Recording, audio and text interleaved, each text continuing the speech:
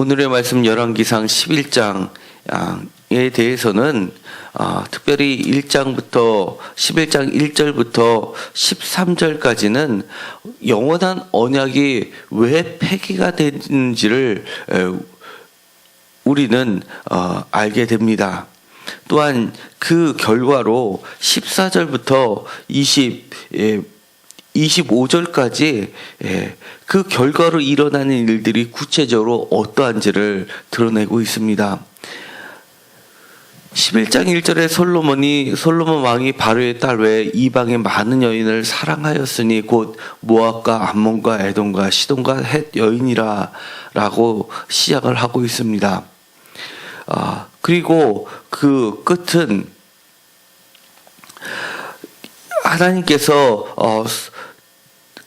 하나님께서 솔로몬에게 나타나서 말씀하시는 장면으로 나오게 됩니다.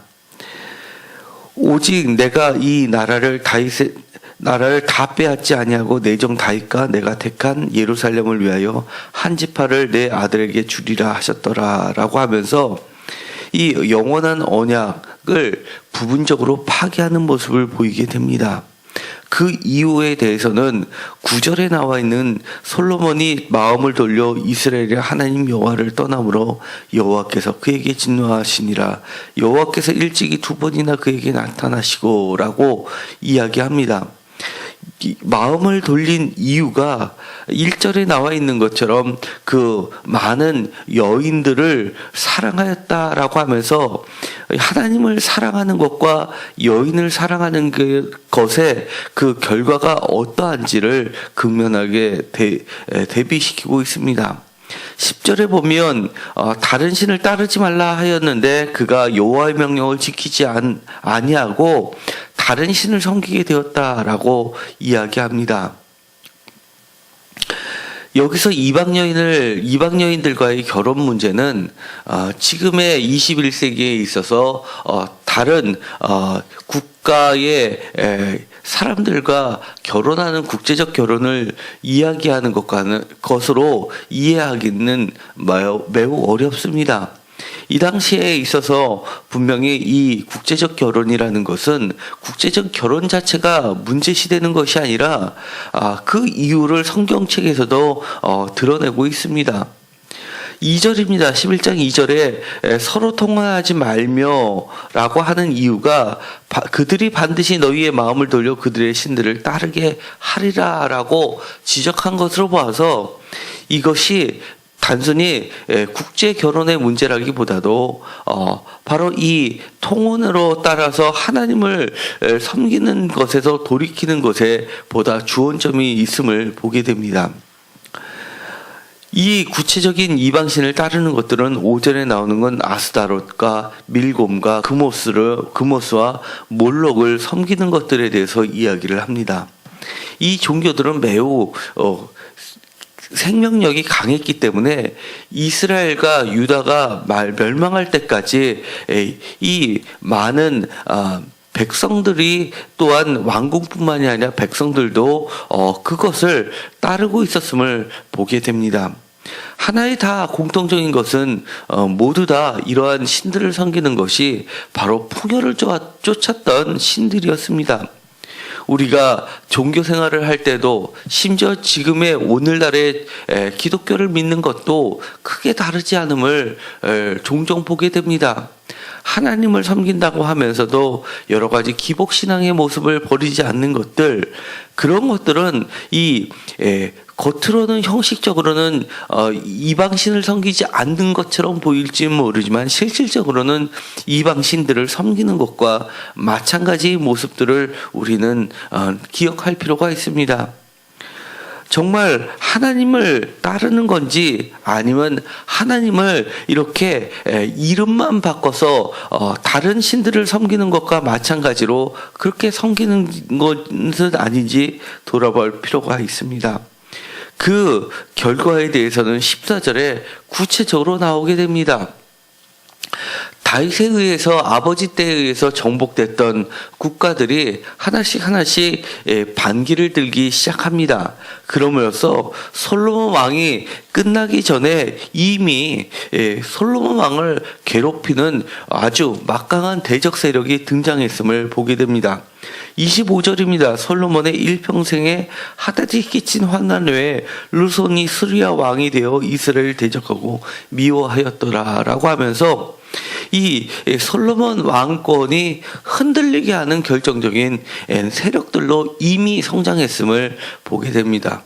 이들의 활약상에 대해서는 구체적으로 성경에 드러나지 않았기 때문에 추적하기는 그렇게 쉽지는 않지만 분명한 것은 많은 부분이 생략된 채 이들이 어떻게 막강한 세력이 됐는지는 분명하게 기록하고 있는 겁니다.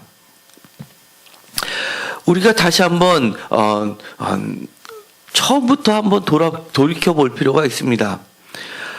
하나님께서 이 솔로몬에게 부분적으로나마 다윗과의 언약을 지키신 것에 대해서는 다시 한번 이 11장 12절에 명확히 하고 있습니다. 다윗을 위하여라는 말입니다. 우리가 제 자신도 사실 그렇습니다. 어떨 때는 제 자신이 머리는 알고 있는데 몸으로는 따르지 않는 것들을 보면서 그러면서도 내 삶이 그래도 하나님이 지켜주신다는 것을 뼈저리게 느끼면서 그렇지 내가 잘한 것보다도 내 부모님 그리고 이미 하늘나라에 가신 우리의 믿음의 할아버지와 할머니가 해주셨던 그 은혜 때문에 내가 이렇게까지 되었지라고 생각되어질 때가 너무나 많습니다. 그러면서 다시 한번 그분의 신앙생활이 어떻게 이루어져 왔는지를 생각하면서 내 자신을 추스릴 때도 있습니다. 하나님의 은혜는 지금 내가 당장 잘못했다고 그렇게 나를 버리시는 분은 아닙니다. 그럼에도 불구하고 이 성경책에서 말씀하시고 계시는 것은 부모님의 신앙 그리고 그 이전부터 있던 선조들의 신앙보다도 지금 나의 신앙이 어떠한지를 점검하라는 그리고 그것이 보다 중요하다는 것을 다시 한번 이야기를 하게 됩니다. 모든 환경들을 움직이시면서 나에게 끊임없이 하나님께서 이야기해 주시는 것은 우리의 믿음을 점검하게 한다는 겁니다. 다시 이야기하면 우리의 환경들이 흔들리고 있을 때 그럴 때 첫 번째 생각할 것은 내가 무슨 하나님 앞에 관계에서 잘못된 부분이 있나를 생각할 수 있습니다. 또한 두 번째는 그것이 내가 하나님 앞에 온전하다면 관계가 올바르게 형성이 되어 있다면 그 주변이 흔들려도 걱정할 필요가 없다는 또 다른 위로의 말씀도 되기도 합니다. 그렇기 때문에 이 주변하고 흔들릴 때 만약에 이 솔로몬이 지금까지 해왔던 방식 많은 이방 여인들을 사랑하고 그들이 섬겼던 신들을 존중했던 것들은 사실 그가 나라를 견고하게 하는 방식이 단순히 이것은 여인의 문제라기보다도 외교 전술의 문제라고 이야기를 여러 차례 했습니다. 하나님 외에 다른 방식으로 나라를 견고하게 했던 방식대로 자기를 흔드는 국가들과 어느 정도 타협하면서 새로운 방식의 외교 전략들을 또다시 구축하는 것으로서 사건을 마무리하려고 한다면 이것은 끝도 없이 혼란을 거듭할 수밖에 없다는 것을 이야기합니다. 만약에 이 상황에서 이 솔로몬이 다시 그 원점으로 돌아가서 하나님과의 관계를 올바로 세운다면 사실은 이 많은 문제들도 쉽게 하나님께서 다시금 회복시켜 줄 거라는 것을 알려주고 있기 때문입니다. 그런데 우리가 안타깝게도 14장 21절을 잠깐 보면 이렇게 되어 있습니다. 그의 아들이 등극하는 장면이 나옵니다. 14장 21절에 보면 이렇게 되어 있습니다. 솔로몬의 아들 르호보암은 유다 왕이 되었으니 르호보암이 왕이 오를 때 나이가 41세라. 여호와께서 자기 이름을 두시려고 이스라엘 모든 지파 가운데서 택하신 성읍 예루살렘에서 17년 동안 다스리니 그의 어머니 이름은 나암하여 암몬 사람이었더라 라고 되어 있습니다. 솔로몬은 40년 동안 왕의 역할을 했던 사람입니다. 그런데 그의 아들 르호보암이 왕이 될 때가 41세입니다. 그러니까 솔로몬이 왕이 된 40년을 뺀 때, 즉 르호보암이 한 살일 때에 르호보암의 그의 어머니 이름은 나암하고 암몬 사람이라고 했습니다. 다시 이야기하면 솔로몬이 왕이 될 때는 온전히 하나님을 따랐다는 이야기가 되는 것이 아니라 왕이 되기 이전부터 그는 이방 여인들과 많은 결혼을 통해서 그럼으로써 이미 출발부터가 많은 이방 신들과 매우 가까웠음을 이야기를 하고 있는 겁니다. 그렇기 때문에 이 솔로몬이 하나님의 성전을 지은 것이라는 정말 이스라엘 역사상에 있어서 가장 위대하다라고 그들이 생각하는 이 성전의 문제 때문에 많은 부분을 사실은 지우고 좋게 매우 긍정적으로 그려내고 있음에도 불구하고 성경 곳곳에서는 진실을 이야기하고 있다는 겁니다.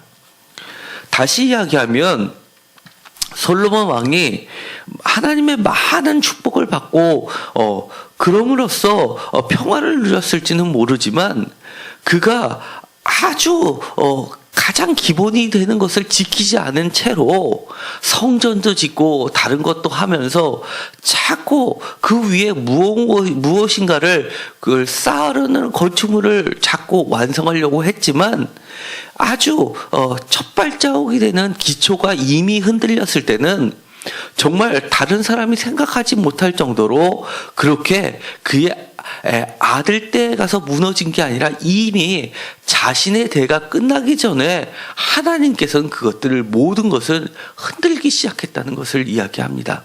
겉으로 보기에는 화려할지는 모르지만 출발이 잘못됐을 때는 아무리 많이 쌓아 놓았어도 아무리 견고해 보인다 하더라도 그것은 사상 누각에 불과하다는 것을 알려주고 있습니다.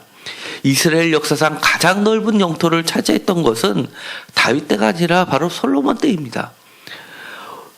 그런데도 불구하고 가장 넓고 크게 그 국가의 경계를 잃었음에도 불구하고 그 자신의 대가 끝나기도 전에 이미 흔들리는 과정들을 성경책은 소개하고 있다는 겁니다. 다시 한번 기본이 무엇인지를 가르쳐 주게 됩니다.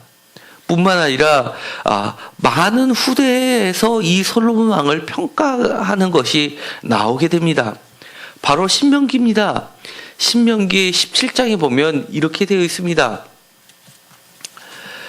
먼저 신명기 17장 3절과 4절에 보면 이렇게 되어 있습니다.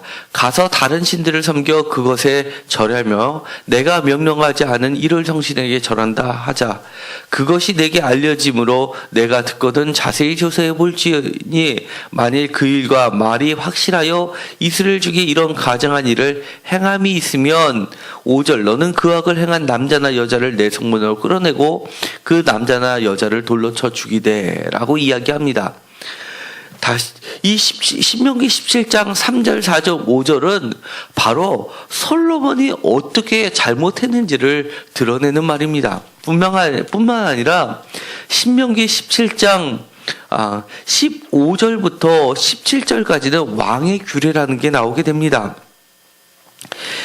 15절 반드시 내 하나님 여호와께서 택하신 자를 내 위에 왕으로 세울 것이며 내 위에 왕을 세우려면 내 형제 중에서 선 한 사람을 할 것이요 내 형제 아닌 타고기들 내 위에 세우지 말 것이며 첫 번째 왕의 규례는 왕을 세우려면 형제 중에서 택하라는 겁니다.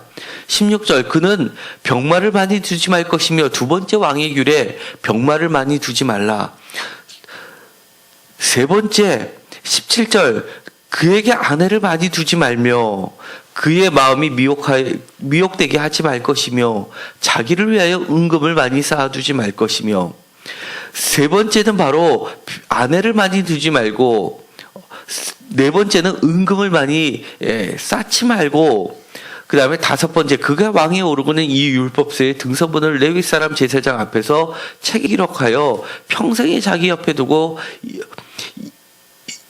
읽어 그의 하나님 여호와 경외하기를 배우며 이 율법의 모든 말과 이 규례를 지켜 행할 것이다 라고 해서 왕의 규례들을 소개하고 있는데 은금을 많이 두는 것, 병마를 많이 두는 것, 그 다음에 이 모든 것들이 다 사실은 솔로몬을 빗대어 하는 말과 다름이 없습니다.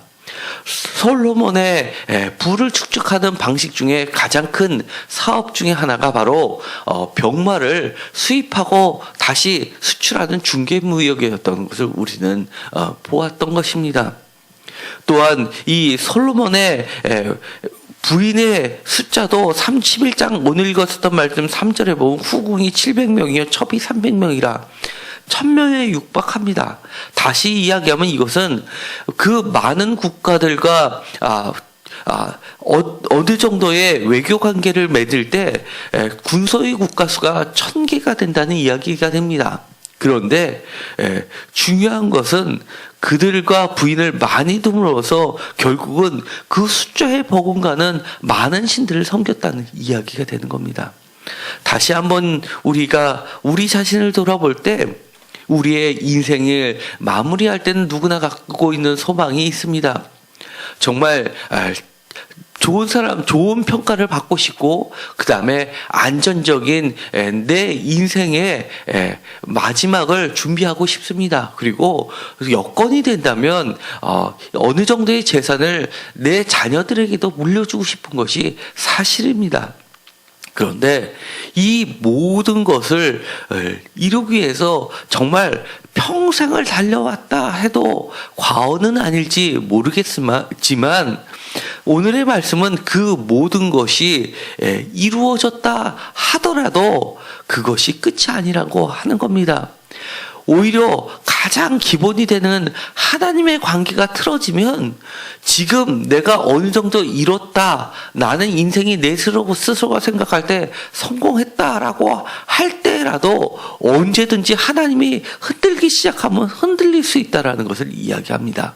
반대로 이 모든 것을 이루지 못하고 내 인생은 과연 정말 그동안 뭐 했나 싶을 정도로 나는 한 게 없다라고 생각할지 모르지만 가장 기본이 되는 하나님의 관계만을 분명히 잡고 있었다라면 하나님은 하나님의 언약을 그 대대에 지키시는 신실한 분이라는 것을 다시 한번 이야기해주고 있는 겁니다. 오늘의 말씀은 다시금 우리에게 우리가 기본을 지키고 있는지 하나님과의 관계를 얼마나 우리가 소중히 생각하고 있는지를 다시 한번 일깨워주는 말씀입니다. 우리가 어려워도 지금 내가 주변이 흔들리는 것 같아도 다른 것과 손을 잡지 마십시오. 하나님만을 바라보면서 하나님과의 언약의 관계를 충실히 붙잡고 있다면 하나님은 언제든지 그 모든 흔들림에서 안전하게 우리를 지켜주실 줄 믿습니다. 기도하고 마치기로 하겠습니다. 하나님 감사합니다. 우리가 우리의 인생을 우리 마음대로 설계하지 않게 하여 주옵소서. 가장 기본이 되는 것을 놓치고 나서 많은 은금을 쌓아두고 많은 사람들과의 관계를 옳게 맺으려고 애써도 하나님이 흔들리기 시작하시면 언제든지 흔들릴 수 있다는 것을 기억하게 하여 주옵소서.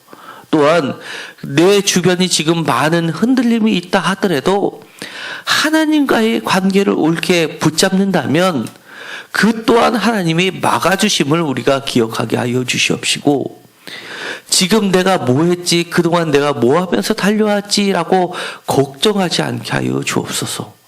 오직 하나님께서 하나님의 신실하심을 드러내시는 그 하나님을 바라보게 하여 주시옵시고, 내 자신이 지금 조금 부족해도 우리의 부모님, 아버지와 어머니가 하셨던 그 기도, 할아버지와 할머니가 보여주셨던 그 기도를 다시 한번 기억하면서 내 자신을 추스릴 수 있게 하여 주옵소서.